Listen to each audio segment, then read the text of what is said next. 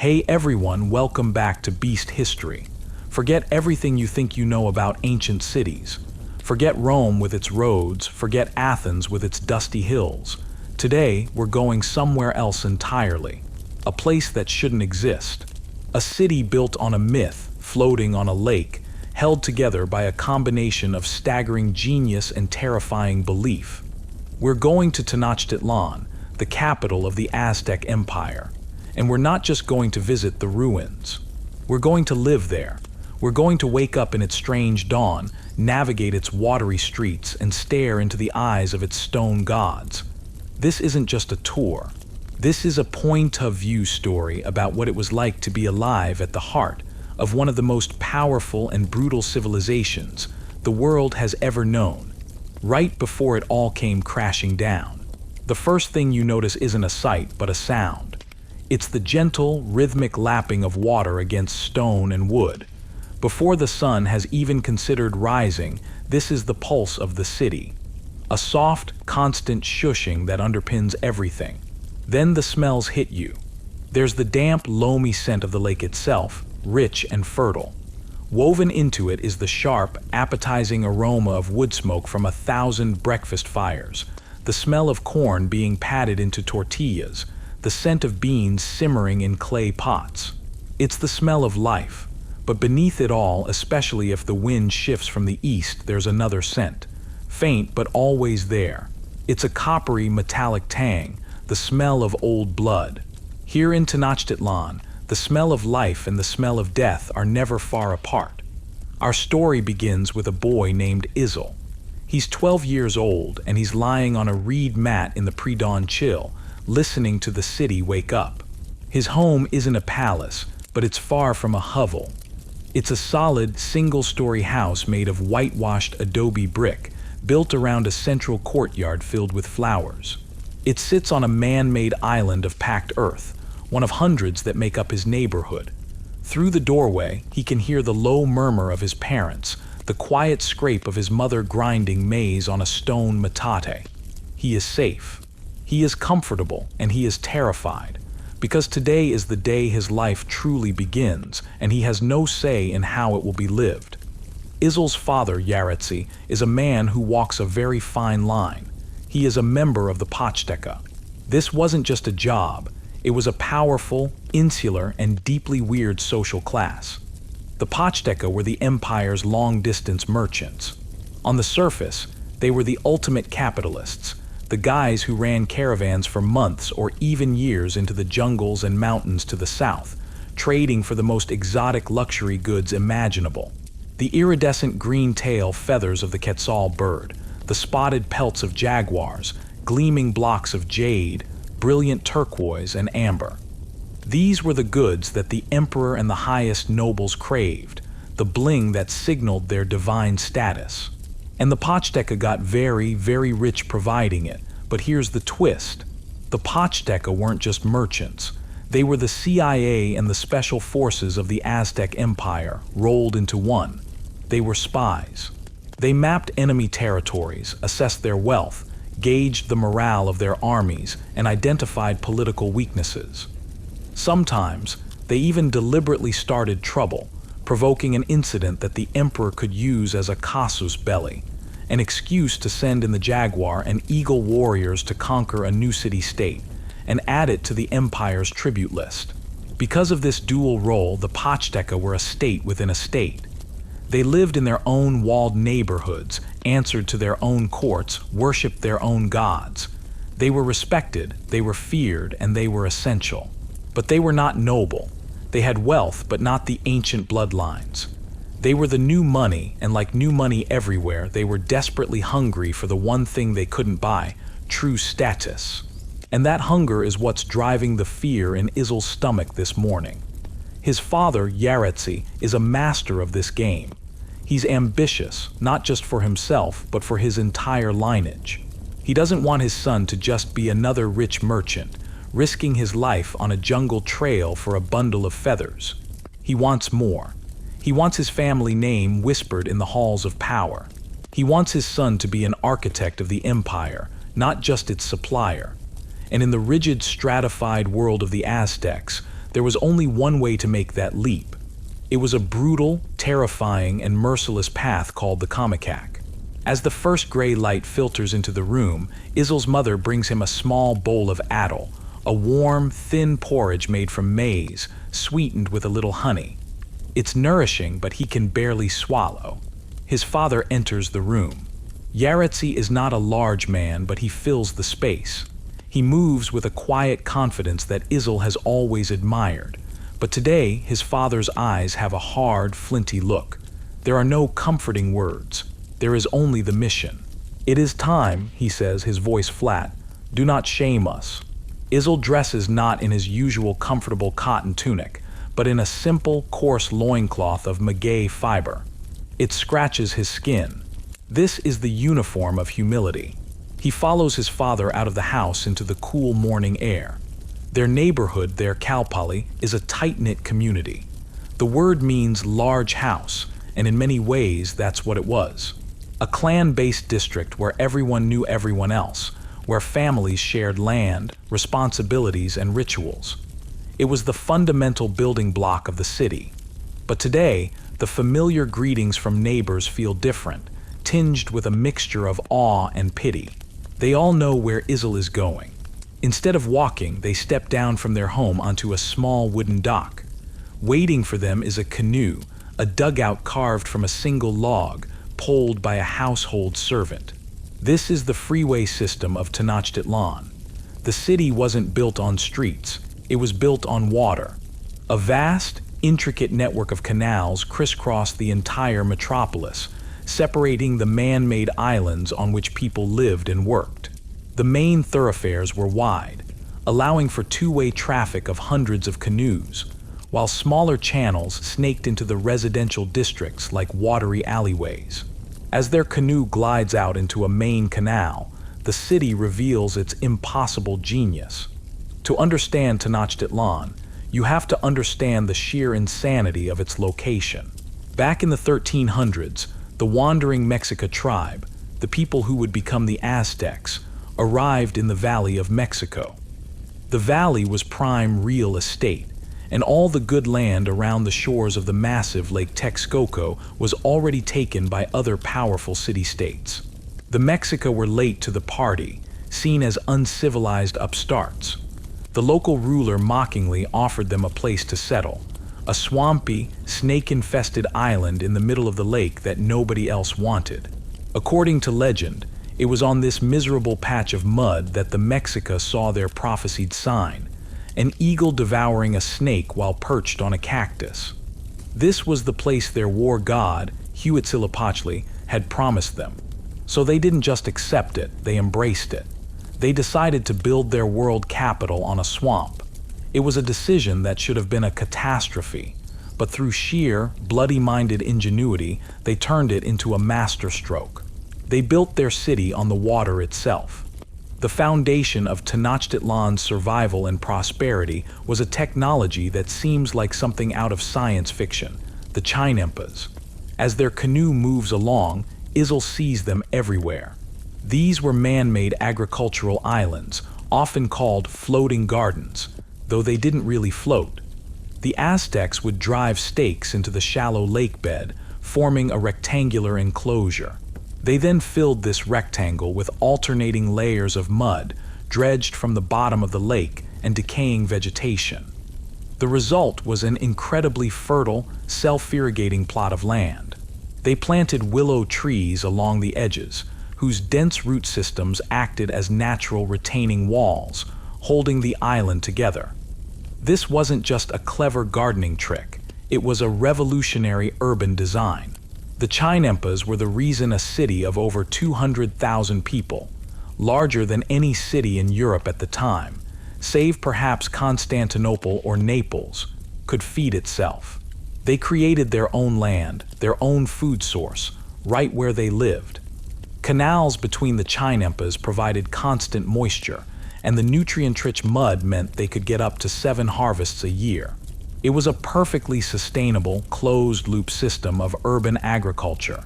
It was brilliant, but the canoe is not heading towards the agricultural districts.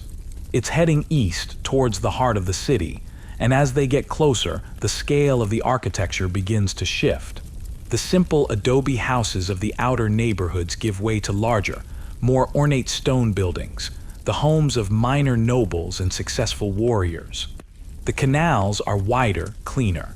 Great stone and wood bridges arch over the waterways at key intersections, wide enough for 10 people to walk abreast. And in the distance, rising above everything like a man-made mountain range, is the silhouette of the sacred precinct. This was the religious and political center of the universe, a massive walled square, 2.5 miles in circumference, containing dozens of temples, palaces, and pyramids. And at its absolute center, stabbing the sky, was the one that mattered most, the Templo Mayor, the Great Temple. Even from a distance, it dominates the eye. A massive stepped pyramid, nearly 150 feet high, with 2 steep stairways racing up its face. At its summit, 2 temples sat side by side, one painted blue for the god of rain, Tlaloc, the other painted bright red for the god of war, Huitzilopochtli. The symbolism was brutally simple. The empire existed on a foundation of water and blood, life and death, creation and destruction. This was the axis mundi of the Aztec world, the point where the heavens, the earth, and the underworld met. And it was near this terrifying place that Izel's future would be decided. Their canoe finally docks near a causeway, one of the 3 massive arteries of packed earth that connected the island city to the mainland miles away. These causeways were engineering marvels in their own right, wide and straight, with retractable wooden bridges that could be pulled up in times of war, turning the city into an impregnable fortress. But they are not walking on the causeway. Yaretsi leads his son down a quieter stone-paved street into a district of imposing, severe-looking buildings.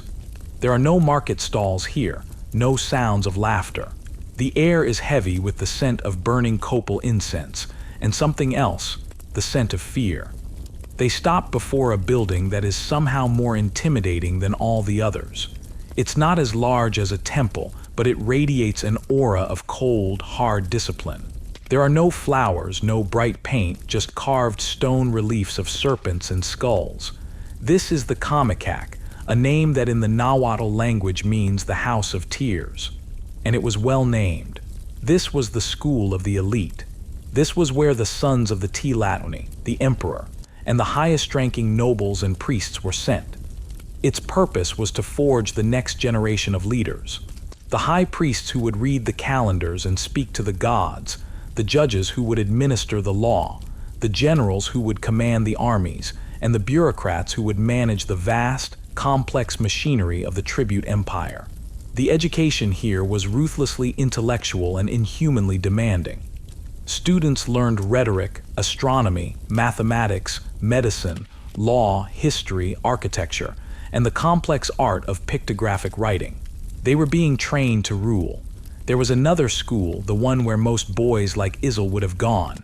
It was called the Tulpachkali, the House of Youth. The Tulpachkali was for the commoners. The curriculum there was much more straightforward. You learned your duties as a citizen, you learned a trade, and most importantly, you learned how to fight. The Tulpachkali was a military academy. It was a production line for the rank-and-file soldiers the empire constantly needed to expand its borders and put down rebellions. Life there was hard, but it was a shared hardship, a boisterous, masculine world of drills, duties, and camaraderie. You became a man by becoming a warrior. But Yaretsi, the Pachteca merchant, wanted more for Izel. Getting his son, a commoner by blood, into the Kamikak was his masterpiece of social climbing. It was a colossal gamble. It had cost him a fortune in gifts, carefully presented offerings of rare feathers, gold, and jade delivered to the right temple administrators. It had cost him years of cultivating relationships, of making himself useful to powerful priests, of swallowing insults and proving his unwavering loyalty to the state. He was leveraging every ounce of his wealth and influence for this one moment, to push his son through a door that was supposed to be sealed to people of their station. He was trying to hack the system. A priest emerges from the dark doorway of the Comicac. He is ancient, his face a mask of wrinkles, his earlobes shredded and elongated from decades of ritual bloodletting. He wears a simple black cloak, stained and matted with old blood. He doesn't look at Yaretsi, only at Izel, his eyes cold and assessing, as if Izel were a piece of livestock. Yaretsi bows his head low, the powerful merchant suddenly meek and subservient. "This is my son, Izel," he says, his voice strained. "He is ready to serve the gods." The old priest says nothing. He simply gestures with a bony hand for Izel to enter. Izel looks back at his father, a silent plea for reassurance.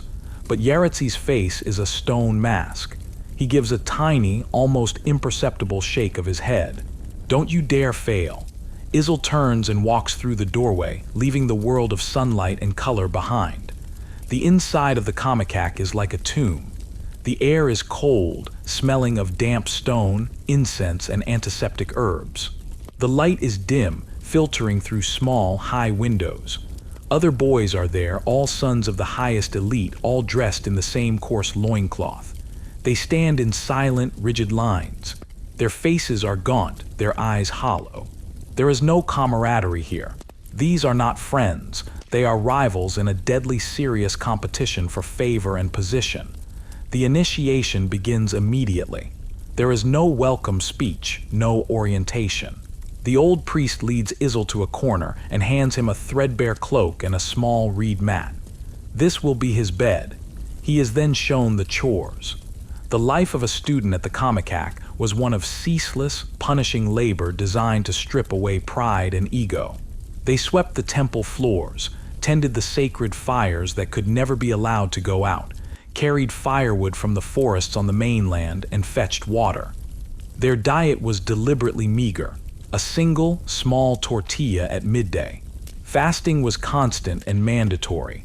Sleep was limited to a few hours a night on the cold stone floor. But the physical hardship was only the beginning. The true test was the cultivation of Telamitlisli, or knowledge, and Ixipla, the concept of divine presence and sacrifice. This was a school of pain. Discipline was absolute. A minor mistake in a ritual chant, a moment of laziness in a chore, these were punished instantly and severely. Boys were beaten with sticks, pricked with sharp maguey thorns, or forced to hold their breath until they passed out. This wasn't just sadism, it was theology. The Aztec elite believed that self-discipline and the endurance of pain brought one closer to the gods. To command others, you first had to have absolute command over your own body, your own fear, your own weakness. For Izel, a boy used to the relative comfort of a wealthy merchant's home, this is a profound shock. The cold, the hunger, the exhaustion are constant companions, but it's the silence that is the most unnerving. The other boys, the true sons of nobles, look through him. He is an outsider, an imposter. His father's wealth means nothing here.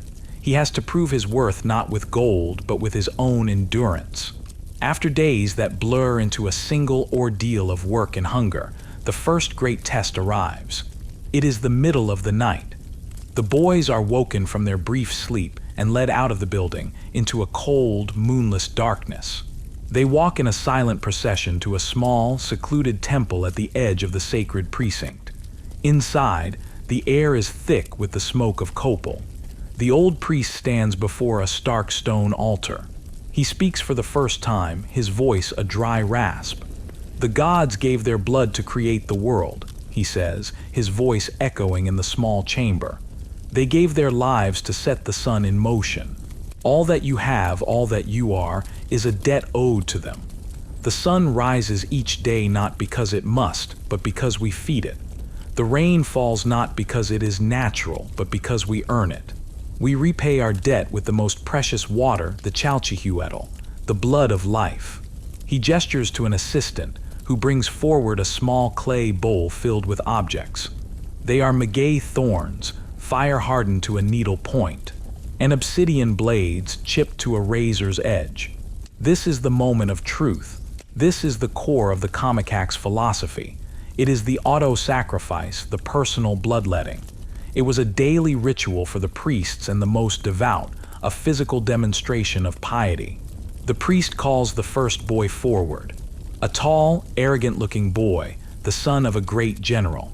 With practiced ease, the boy takes a thorn and pierces his earlobe, squeezing a few drops of blood onto a piece of paper that will be burned as an offering. He doesn't even flinch. One by one, the other boys do the same. Some pierce their tongues, others their arms or legs. It is routine for them, a part of their identity since they were small children. Then the old priest's cold eyes fall on Izel. "The merchant's son," he says, his voice dripping with disdain. "Let us see if his spirit is as strong as his father's purse." An assistant shoves a thorn into Izel's hand. It feels sharp and alien. His heart is pounding against his ribs. He looks at the thorn, then at the silent, watching faces of the other boys and the unwavering gaze of the priest. This is more than just an initiation. It's a loyalty test. It's a contract. To join their world, he has to accept its fundamental, bloody premise, that pain is piety, that blood is a currency, and that his own body is just another resource to be used in service of the gods and the state. His father's ambition has brought him to this point, to this cold room with a spike in his hand. He can refuse. He can run from this house of tears, back to the relative sanity of his father's world. But he would be shaming his family forever, destroying his father's dream. Or he can do it. He can inflict this pain on himself, prove that he belongs, and take the first step onto the bloody ladder that leads to power. He is 12 years old, and his entire future hangs on what he does in the next 10 seconds. And it's here that we have to pause and ask a brutal question. Izel is a child, being pushed into a system of ritualized violence and religious extremism by his father's ambition. For his family, this is the only path to move from being merely rich to being part of the true elite. It's the ultimate social climbing, but the price of admission is embracing a worldview where self-mutilation is the first step on the path to greatness. Is this a necessary price for order and advancement in a brutal world, a calculated decision in a high-stakes game of power? Or is it the first step into a moral abyss that consumes everything, a system that demands you destroy a part of yourself to be accepted? What choice would you make if this was the only path to securing your family's future? Let me know your honest opinion in the comments below. Izel holds the thorn. The silence in the small temple is absolute, broken only by the crackle of burning incense. He can feel the weight of a dozen pairs of eyes on him, the disdain of the noble-born boys, the cold, clinical curiosity of the old priest. His father's face flashes in his mind, that hard, unyielding expression. This isn't a choice. It was never a choice. It's a toll booth, and the price is a piece of himself.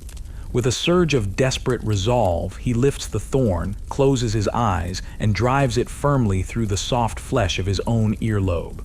The pain is sharp, shocking, but it's the warmth of the blood that follows that sears itself into his memory. He has paid the price. He is in. We're going to jump forward now, a full decade. The boy shivering in the cold temple is gone. In his place stands a man of 22. The comic act did its work. It didn't break him, it forged him. Izel is no longer the soft son of a merchant. He is lean, disciplined, and moves with a quiet economy of motion that speaks of years of enforced hardship. His eyes are sharp and calculating. The House of Tears taught him to read the complex pictographic script of the empire, to understand the intricate movements of the stars, to debate points of law and theology. Most importantly, it taught him to see the world not as it is, but as a system of interlocking power structures. He learned the language of the elite, their motivations, their fears, but he did not become one of them. The stain of his common birth, his merchant blood, was too deep. When his education was complete, there was no high-ranking post in the priesthood or government waiting for him. The door to that inner sanctum remained closed. He was returned to his father, an eagle trained to fly who was now being asked to go back to the merchant's cage. But the cage was a lot bigger than he remembered. Yaretsi was now one of the most powerful Pachteca in the entire empire, his influence reaching levels he had only dreamed of a decade before. And in his son, he now had the perfect weapon. Izel wasn't just another merchant. He was a man who understood both the street-level hustle of commerce and the high-minded cosmology of the priesthood. He could talk commodity prices with a provincial trader in the morning and decipher a celestial omen with a noble in the evening. He was a hybrid, a bridge between two worlds, and that made him uniquely valuable. His reinitiation into the world of commerce begins not on a dangerous jungle trail, but in the thrumming, chaotic, magnificent heart of the Aztec economy, the great market of Tenochtitlan. Now Tenochtitlan was technically a separate city-state, Tenochtitlan's sister city, but by this point it had been absorbed into the capital, connected by causeways and canals. While Tenochtitlan was the seat of political and religious power, Tenochtitlan was its roaring economic engine, and its market was one of the wonders of the world. Imagine the biggest Super Bowl Sunday you've ever seen, combined with the most sprawling farmers market, a luxury goods mall, and a used car dealership, all taking place simultaneously in a massive open-air plaza. Now multiply that by 10. On a busy day, over 60,000 people would throng the market at Tenochtitlan. It was a city within a city, a temporary metropolis of pure commerce that sprang up every single day. Izel and his father glide into the canal that borders the great plaza, and the sheer wall of sound is the first thing that hits you. A deafening hum of 10,000 conversations, the haggling, the shouting of vendors, the squawking of turkeys, the chatter of monkeys, the rhythmic pat-pat-pat of women making fresh tortillas. They step out of the canoe and into the organized chaos, and organized is the key word. For all its seeming pandemonium, the Aztec love of order was on full display. The market was laid out in a strict grid of streets and aisles, each one dedicated to a specific type of good. There was a street of potters, their wares stacked in neat, towering pyramids of red and black clay. Next to it, the street of the bird sellers, a riot of color and noise, with live turkeys, ducks, and even caged songbirds for sale. They walk past the section for hunted game, where vendors sell hairless dogs fattened for the table, armadillos, and venison. There's a whole district just for herbs and medicines, an open-air pharmacy where you could buy remedies for everything from a fever to a broken heart. Izel follows his father deeper into the market, into the more valuable sections. Here, the raw materials of the empire are laid bare. Piles of brightly colored cotton from the Gulf Coast, heaps of cochineal, the dried insects that produced a brilliant scarlet dye worth more than gold, stacks of sharp, black obsidian blades, the utility tool and weapon of the Mesoamerican world. And then there's the food court, an entire city block dedicated to feeding the masses of shoppers. Vendors sell hot tortillas with chili sauce, steamed tamales wrapped in corn husks, roasted corn on the cob, and bowls of rich stew. The air is thick with the smells of chili, chocolate, and roasting meat. But it's in the luxury goods section where the true wealth of the Pachteca is on display. Here, under covered awnings, artisans sell intricate gold jewelry, mosaics made of tiny, perfectly cut pieces of turquoise, and stunning works of feather art, cloaks and shields decorated with the shimmering plumage of tropical birds. This is where Izel's family business lives. His father moves through this section with the easy authority of a king in his court, inspecting a string of jade beads, running a hand over a jaguar pelt, his eyes missing nothing. And how did all this commerce happen without coins? The Aztec economy ran on a complex system of barter and standardized currency. For small, everyday transactions, the currency was the cacao bean, the source of chocolate. A single tomato might cost 1 bean, a canoe trip across the city might cost 10. It was a brilliant system. The currency was edible, valuable, and you couldn't counterfeit it. For larger purchases, you'd use standardized lengths of cotton cloth called quachli. A single cloak could be worth anywhere from 65 to 300 cacao beans, depending on its quality. You could literally wear your wealth. For the really big stuff, like buying land or paying off a major debt, merchants used quills filled with gold dust of a standardized size. It was a sophisticated, multi-tiered system that fueled an empire. And to make sure nobody was cheating, a special court of judges sat on a raised platform overlooking the entire market. They were the market police. If a vendor was caught selling a faulty product or using false measures, justice was swift and public.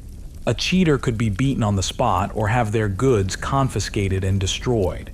The system worked because it was trusted, and it was trusted because it was ruthless.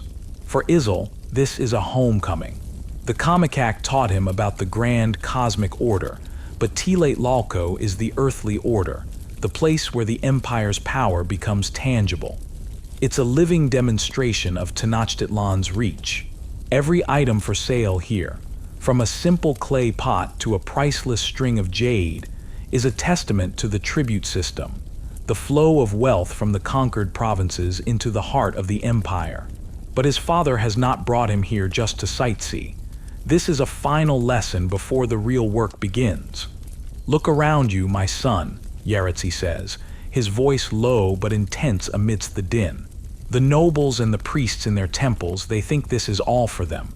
They think it simply appears. They pray for glory and we deliver it. Never forget that. The blood that flows in the temples is the soul of the empire, but the goods that flow through this market are its body. We are the arteries. Without us, the heart starves." Soon, Izel is no longer just an observer. He is an active participant. He joins his father's guild, taking the oaths, learning the secret roots, the code words, the specific rituals dedicated to Yakatecutli, the Pachteca god of trade and travel. And he learns the truth that is never spoken aloud outside their own district walls. That being a Pachteca is the most dangerous game in the empire. Before a major expedition departed, the Pachteca would hold a massive feast, spending a fortune to host the elders of their guild and important warriors and officials. It was a public declaration of their intent, but it was also a farewell. A Pachteca caravan wasn't a simple road trip. It was a multi-year commitment, a journey into the unknown from which many never returned. They traveled in huge convoys. The backbone of the caravan was the Tlameme, the professional porters. Since there were no wheels and no pack animals like horses or oxen in the Americas, everything was carried on the human back. A single Tlameme could carry a load of about 50 pounds for 15 to 20 miles a day, supported by a strap across his forehead. A large caravan might have over 1,000 of these porters, a human freight train snaking its way through mountains and jungles. Protecting this train were Pachteca warriors, men armed with the Maquahuitl, a devastating wooden sword edged with razor-sharp obsidian blades, as well as bows and arrows and shields. Their job was to fend off bandits and attacks from hostile, unconquered tribes whose lands they had to cross. But the greatest danger wasn't always from outside the empire. The Pachteca were often deeply resented by the regular Aztec nobility. They were seen as arrogant upstarts who flaunted their wealth. A Pachteca returning from a successful trip, dripping in gold and fine cotton, was a tempting target for a jealous noble or a corrupt official. So they developed a strange ritual. When returning to Tenochtitlan, they would dress in rags, deliberately dirtying themselves and pretending their expedition was a failure. They would sneak into the city at night, hiding their vast profits until they could be discreetly displayed at a later feast, once again framing their wealth as a humble offering to the gods. It was a performance of humility, a life-or-death piece of theater to avoid envy and expropriation. Izel's first major expedition is to the south, to the lands of the Maya in what is now Guatemala, a journey that will take over a year to complete. He is no longer Izel the student, but Izel the caravan master, responsible for hundreds of men and a fortune in trade goods. The first leg of the journey takes them out of the Valley of Mexico, across the great mountain passes that ring the capital. As they descend into the warmer, more humid lands to the south, the landscape changes. The familiar maguey and cypress give way to dense jungle, a green, suffocating world alive with the cries of parrots and the unseen movements of jaguars. The air grows thick and heavy. For weeks, they travel through lands that are firmly under Aztec control. The roads are well maintained, and garrisons of Aztec soldiers are stationed in key towns. In these places, Izel and his caravan are treated with respect as agents of the state. But then they cross a border and everything changes. They enter a province that was conquered only a few years earlier after a short, brutal war.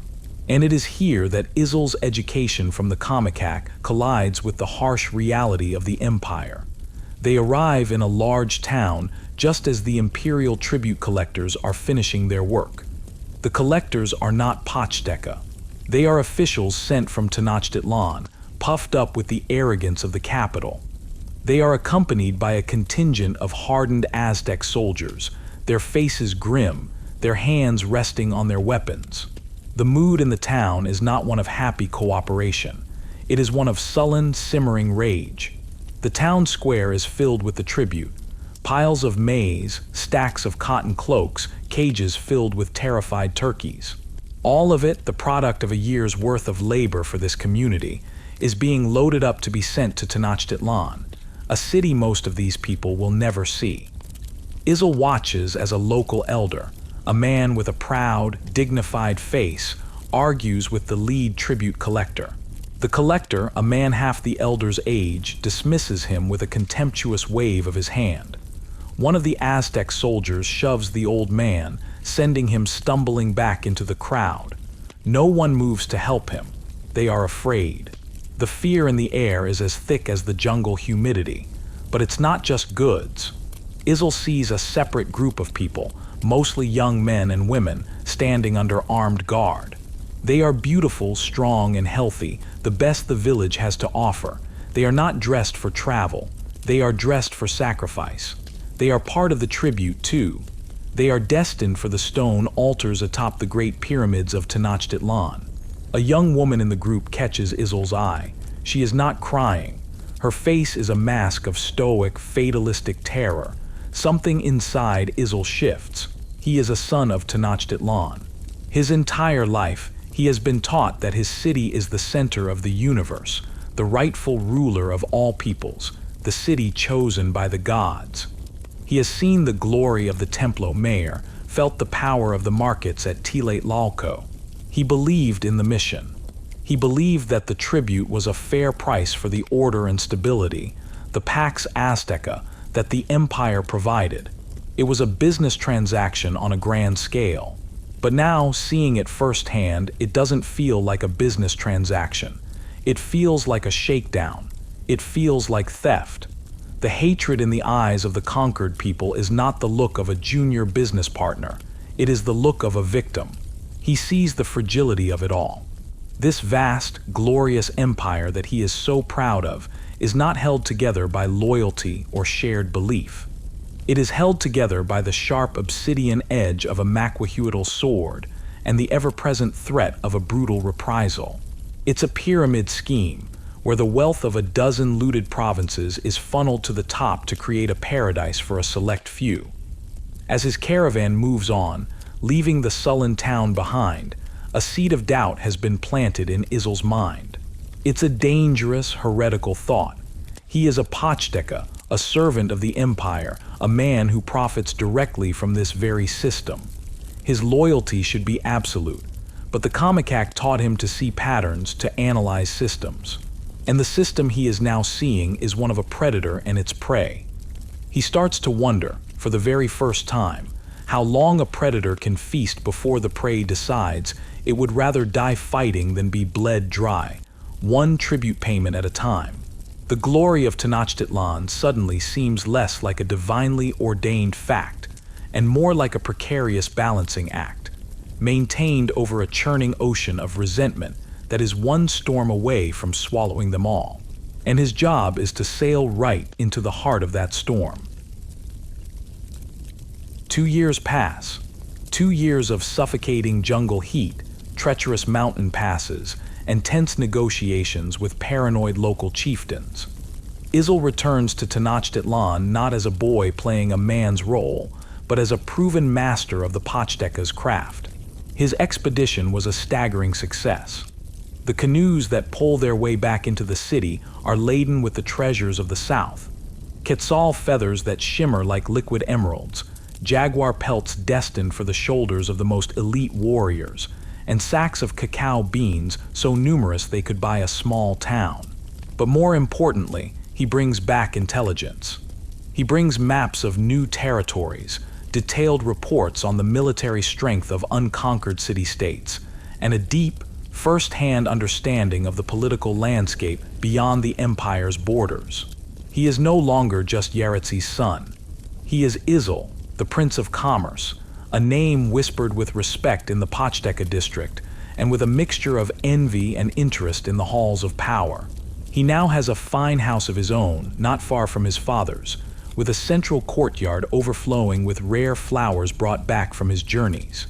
He wears fine cotton tunics dyed a brilliant scarlet, and a lip plug of pure jade, the ultimate status symbol.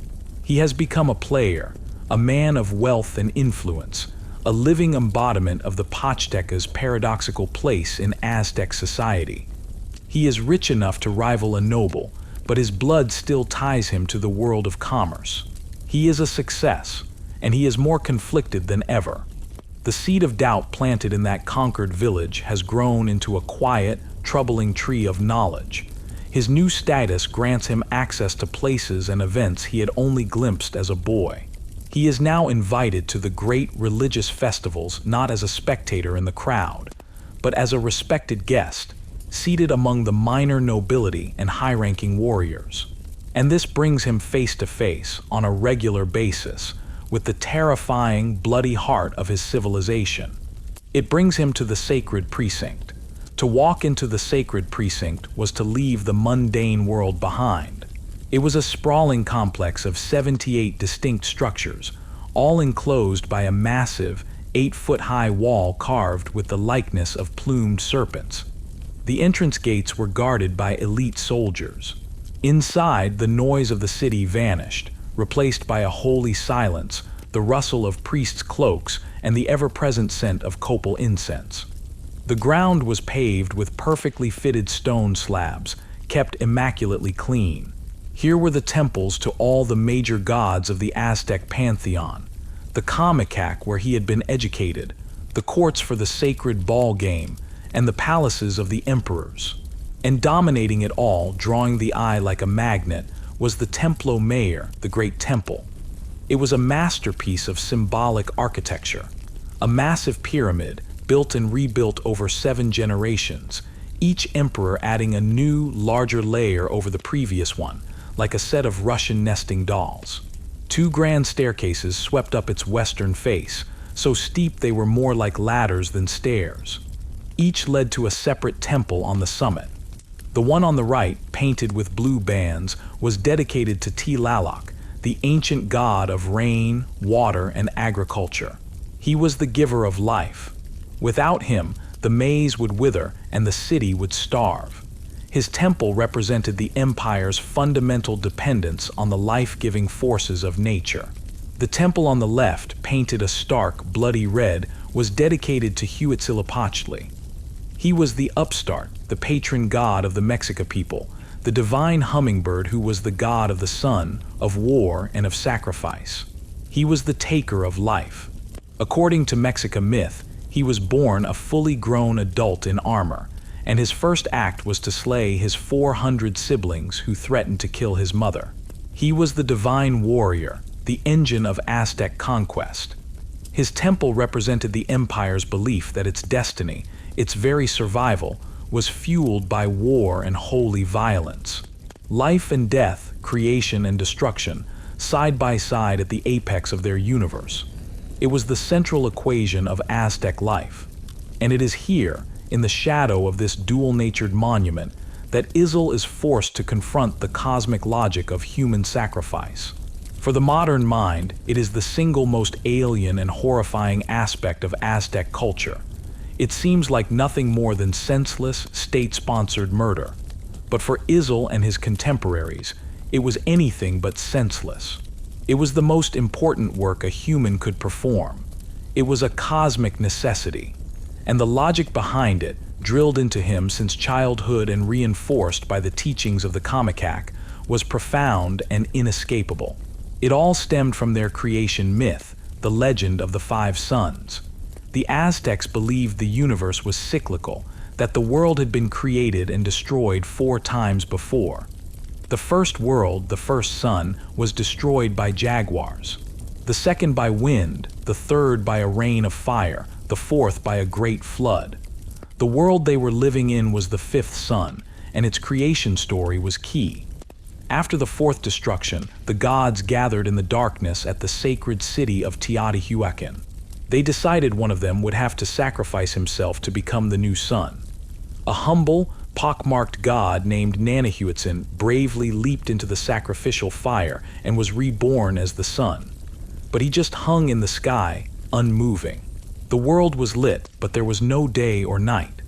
The other gods realized more was needed. So, one by one, they offered themselves to be sacrificed, and their divine blood, their precious water, gave the sun the energy it needed to begin its journey across Thesky. This was the foundational myth of their existence. The universe ran on sacrifice. The gods had given their own lives to create the world. Therefore, humanity was in a permanent state of cosmic debt. It was a debt that had to be repaid every single day. The sun was not a guaranteed, perpetual nuclear reaction in the sky. It was a living being that needed nourishment. And the only food powerful enough to sustain a god was the life force of a human being, captured in the heart and blood. Every single human sacrifice was a reenactment of that original divine sacrifice, a desperate, necessary payment to keep the world from plunging back into eternal darkness. To fail in this duty was to invite apocalypse.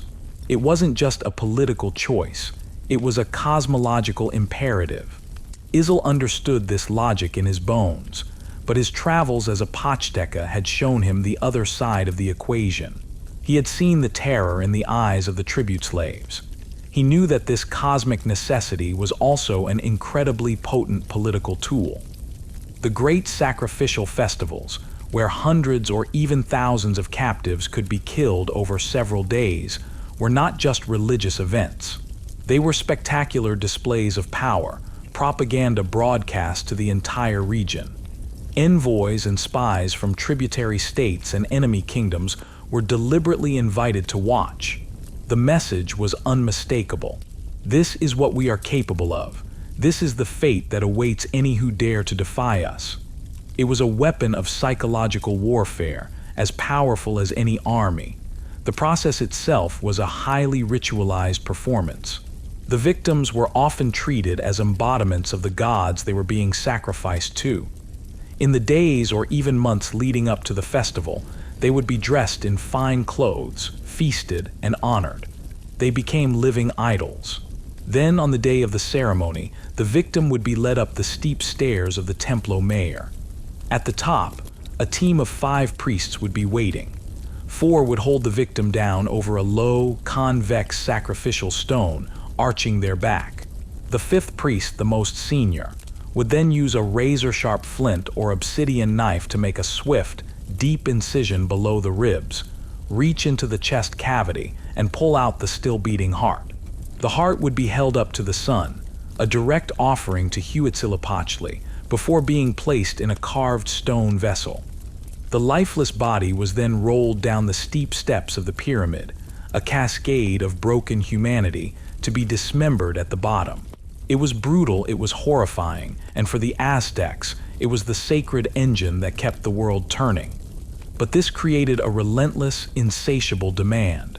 The gods were always hungry, and the empire needed a constant, reliable supply of sacrificial victims. While some came from tribute, the most valuable, most potent sacrifices were not terrified slaves, but brave enemy warriors, captured in battle. A captured warrior who faced his death with courage and defiance was considered a far greater offering than a commoner from a distant land. This need for high-status captives gave rise to one of the most unique and deadly institutions in military history, the Zachiayatl, the Flower War. On the surface, a flower war was a bizarre concept. It wasn't a war of conquest. The goal was not to seize territory, sack cities, or change borders. It was a prearranged, ritualized battle fought between the Aztec army and its traditional enemies at a designated time and place. It was like a scheduled, full-contact sporting event where the losing team was ritually executed. The primary purpose was twofold. First, it was the ultimate training ground for the Aztec military, especially the elite Jaguar and Eagle warrior societies. It kept their armies sharp and battle-hardened. Second, and more importantly, it was a human harvest. The main objective was not to kill the enemy on the battlefield, but to capture them alive. Each warrior who managed to capture an enemy, especially a high-ranking one, gained immense prestige and social standing. The Aztecs' main sparring partner in these deadly games was the Confederacy of Tlaxcala, a stubborn, perpetually defiant city-state to the east.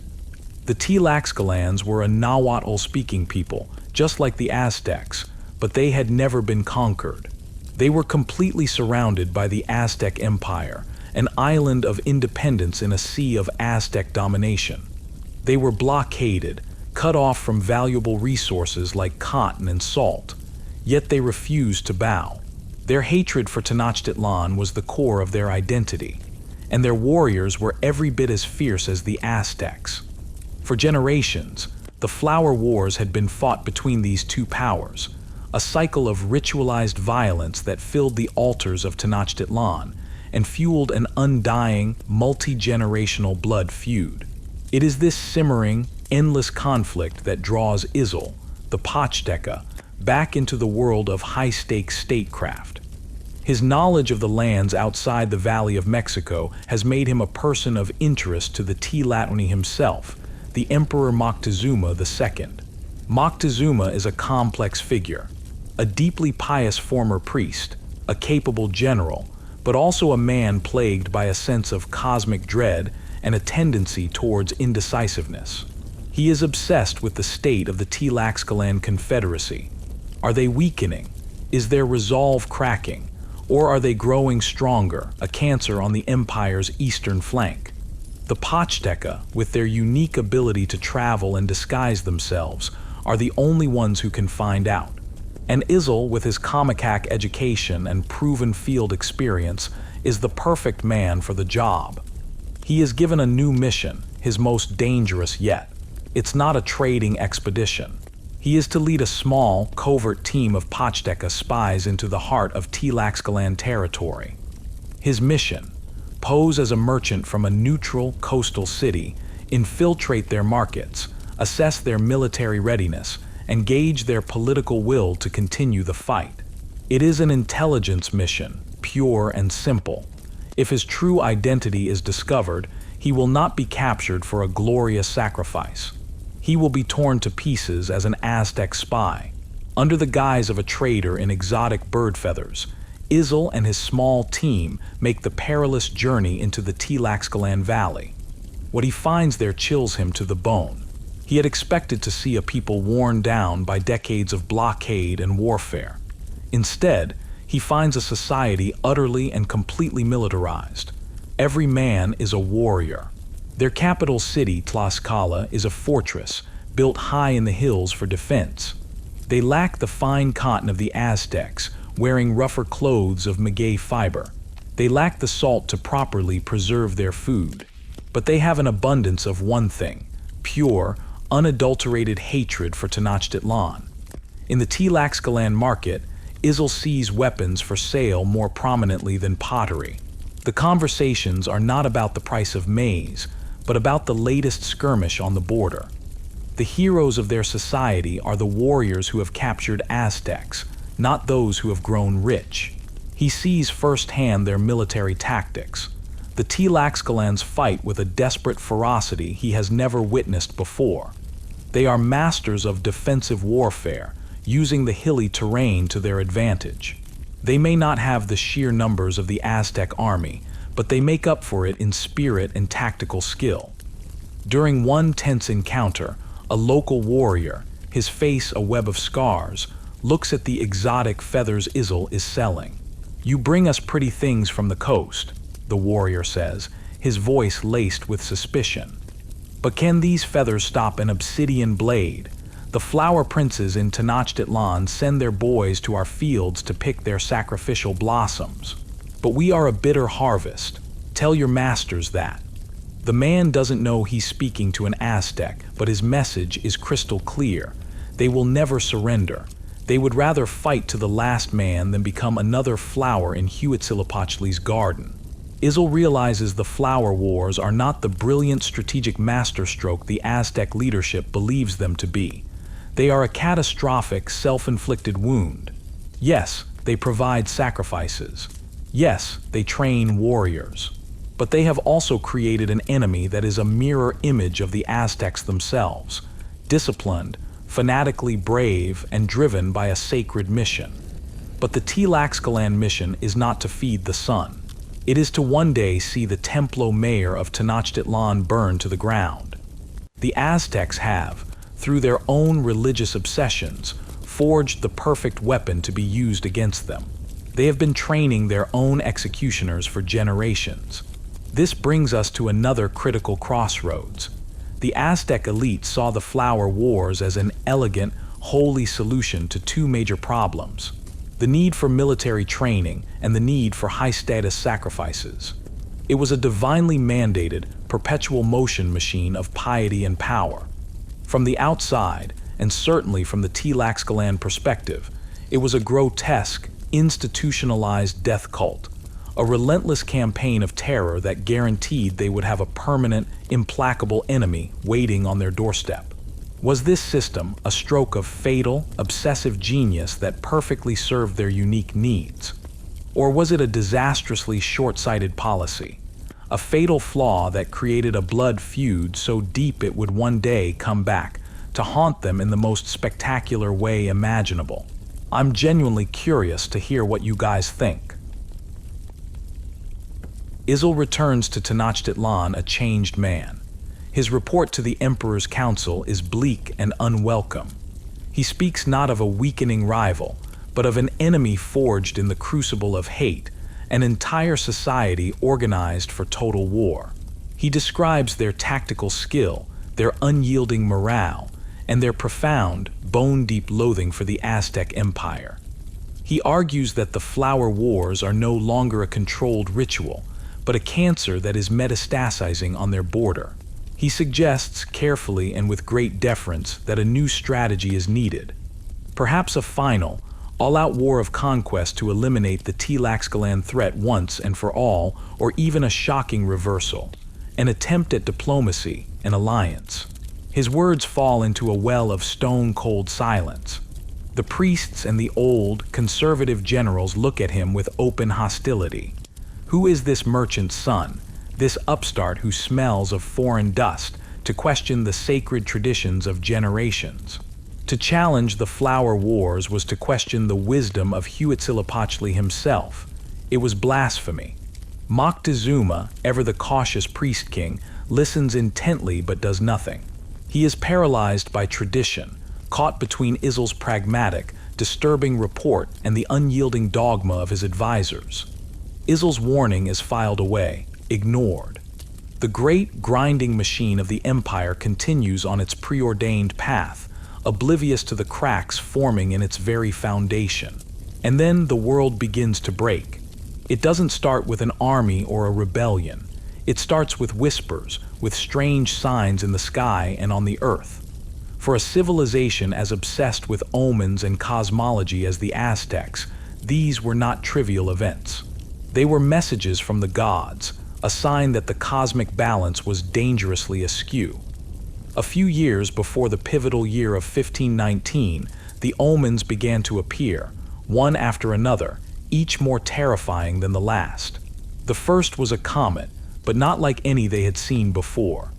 It was described as a fiery ear of corn, a flaming spike that bled fire across the eastern sky, appearing just after midnight and lingering until the sun erased it. It filled the nights with a sense of profound dread.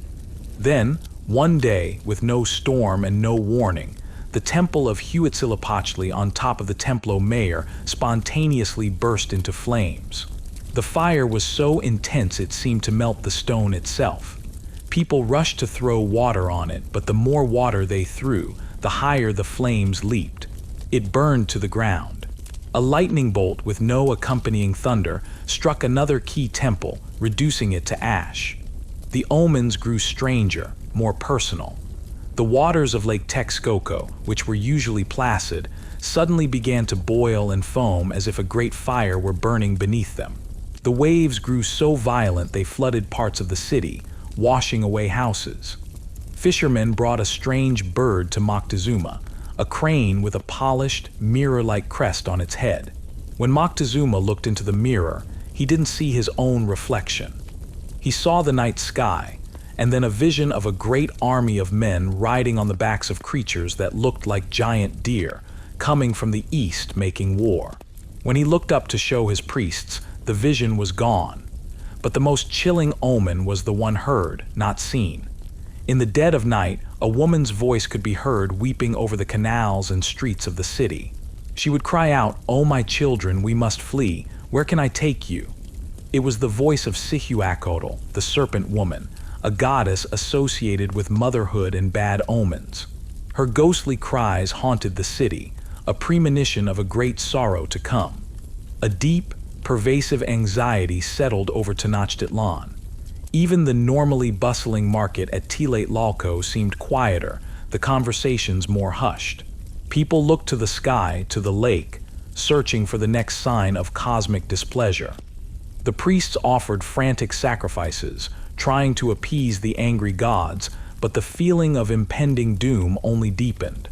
Moctezuma was consumed by it. He consulted his best diviners and soothsayers, but they could offer no clear answers, only more ambiguity. The universe, which had always seemed so ordered, so predictable under the Aztec system, suddenly felt chaotic and terrifyingly random. It is into this atmosphere of dread and supernatural anxiety that the first concrete news arrives. Runners, part of the Empire's lightning-fast messenger system, arrive from the Gulf Coast, gasping for breath, their faces etched with shock and disbelief. They bring reports for the Emperor, painted onto maguey paper by local scribes. The reports are so strange they sound like a madman's ravings. They describe floating mountains or towers moving on the surface of the eastern sea. They speak of men with skin as white as chalk, with hair on their faces like a jaguar's fur, and hair on their heads the color of the sun. They wear strange clothing made of a shining, hard substance, metal, that covers their entire bodies. They command fire-breathing deer, creatures that are tall and powerful and run faster than any human. And they possess weapons that create thunder and lightning, hollow tubes that spit fire, and a solid ball of stone that can shatter a tree from a great distance. Panic and confusion erupt in Moctezuma's court. Who are these beings? Are they men, or are they gods? The question hangs in the air, heavy and terrifying, and it is amplified by one of the most powerful prophecies in the Mesoamerican world, the promised return of the god King Quetzalcoatl. Quetzalcoatl, the feathered serpent, was a god of creation, wisdom, and the wind. According to legend, he had once ruled in a mythical golden age but was tricked by a rival god and shamed, sailing away to the east on a raft of snakes, promising to one day return. And the prophesied year of his return, see a cattle, one reed. By a staggering coincidence of cosmic timing, the year 1519 on the European calendar was the year one reed in the Aztec calendar. And so, Moctezuma and his council are faced with an impossible dilemma. Are these strange arrivals the divine return of Quetzalcoatl and his entourage? If so, to resist them would be the height of impiety, an act that would surely bring about the end of the world. Or are they simply strange, powerful invaders? If so, to welcome them would be to invite a viper into the heart of the city. Izel, the pragmatist, the man who has seen the world outside the valley, is summoned once more. His experience with foreign peoples makes him an invaluable analyst. He is dispatched with one of the first official embassies sent to the coast to make contact with the newcomers. He travels with priests and high nobles, carrying rich gifts from Moctezuma, intricate featherwork, fine gold, and turquoise mosaics. It is a welcoming gift, but it is also a test, an attempt to gauge the nature of these beings. When Izel finally sees them with his own eyes, the Spanish, led by their captain Hernan Cortes, he is not seeing gods. The Comicac taught him to observe, to analyze. He sees the floating mountains for what they are. Incredibly complex and massive wooden ships, a technology far beyond anything the Aztecs possess. He sees the fire-breathing deer, the horses, and understands their power as cavalry, a concept of warfare completely alien to them. He sees their steel armor, their steel swords, their crossbows, and their cannons, and he immediately grasps their terrifying military superiority. An obsidian-edged maquahuitl could shatter against a Spanish breastplate. An Aztec cotton tunic offered no protection from a steel blade or a crossbow bolt. But most of all, he looks into their eyes. He sees the way they look at the gifts of gold. He does not see divine indifference. He sees a feverish, obsessive lust, a hunger that is all too human. He listens to their strange, guttural speech, and while he doesn't understand the words, he understands the tone of command, the arrogance, the unshakable self-assurance. These are not gods, they are men. They are hardened soldiers, driven by a lust for wealth and a supreme confidence in their own power. Izel returns to Tenochtitlan with a stark and urgent warning. He reports directly to Moctezuma's inner council. They are not gods, he says, his voice ringing with conviction. They are men, but men unlike any we have ever known. Their weapons are deadlier, their armor is impenetrable, and their desire for gold is bottomless. They are a storm on the horizon, and we must treat them as such. We must not let them into this valley.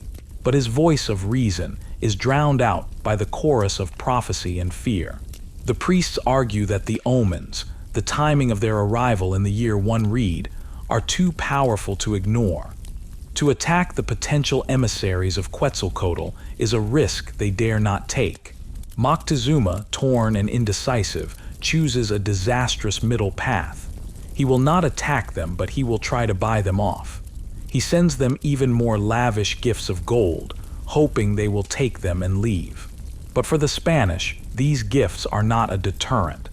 They are an invitation. It is proof that the legends of a city of gold are real, and it fuels their determination to see it for themselves. And so, against all military logic, the unthinkable happens.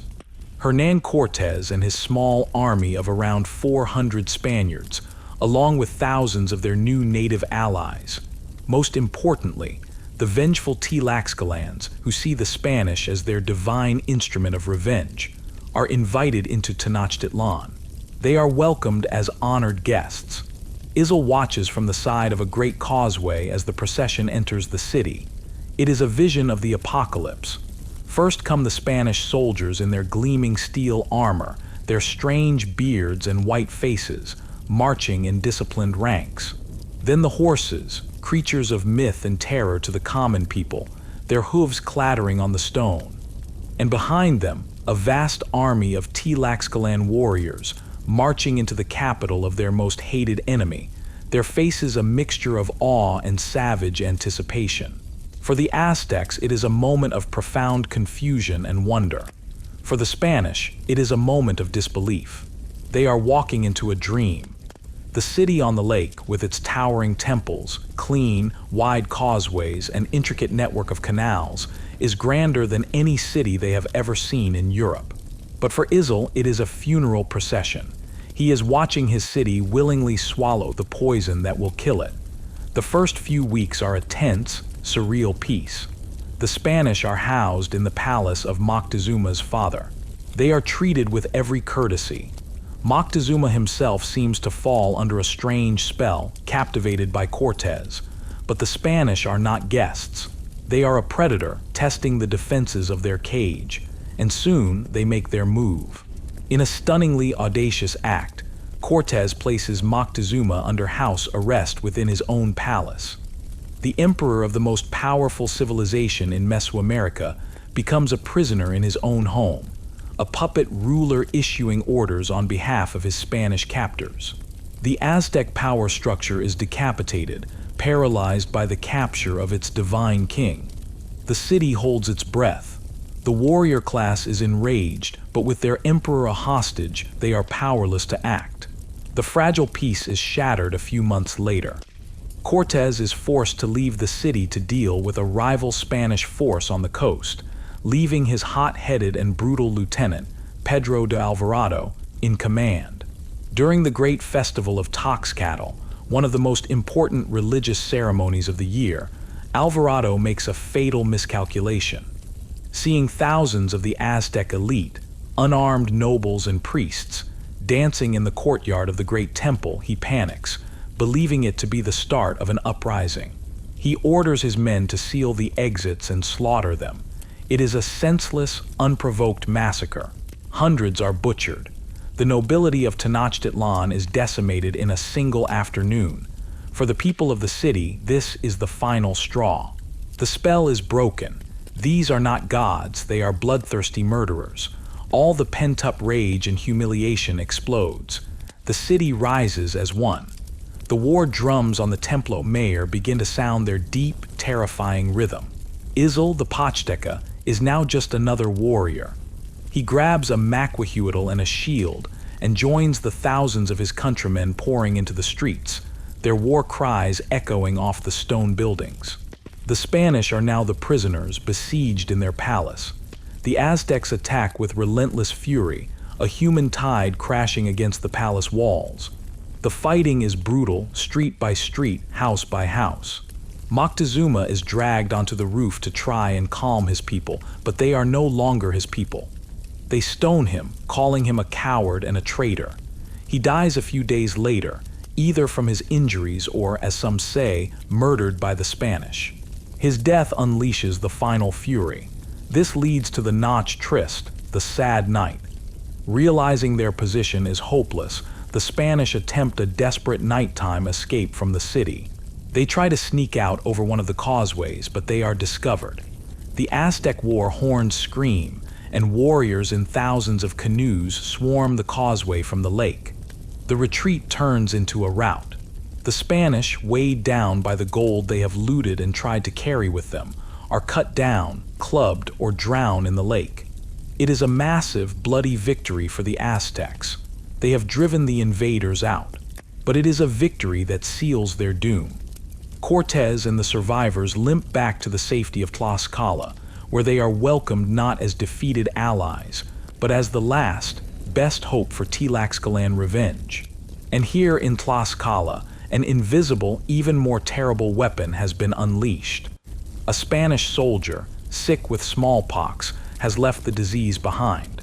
It is a disease the peoples of the Americas have no immunity to. It sweeps through the native population like a fire through a dry field. The plague reaches Tenochtitlan long before the Spanish return. It is a horror beyond comprehension. People break out in agonizing sores, they suffer from burning fevers, and they die in such numbers that there is no one left to bury them. The disease rips through the city's leadership, killing the new emperor who had led the Noche Triste victory.